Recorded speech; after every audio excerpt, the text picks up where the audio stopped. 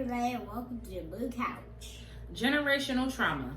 Two small words with heavy impact. Most people hear trauma and deflect. They do not want to touch the topic. That in itself is a traumatic pattern that needs to be broken. Have you ever said to yourself, suck it up? You can't cry, just deal with it. Have you ever said, I wasn't raised to show weakness? I watched my folks go through the same stuff and they held it together. Or the famous, we don't talk about those things. These are dysfunctional ways of coping that become the normal patterns we pass down.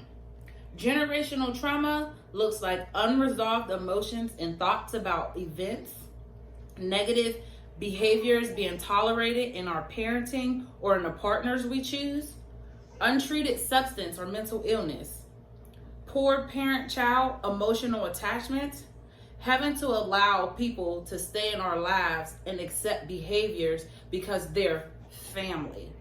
Does any of this sound familiar? Trauma is not a life sentence. Trauma is connected to how an event is perceived, processed, and coped with. Trauma is a wound. While the healing process can sometimes hurt more than an actual event, we owe it to ourselves to heal.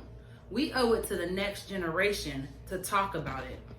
Don't let your trauma show up as anger and allow others to define your hurt, pain, and grief as anger, hostility, or abusive. Head over to www.kccounselingllc.com and allow us to help you interrupt and break some of those negative patterns. See you next time to kick it on the Blue Couch.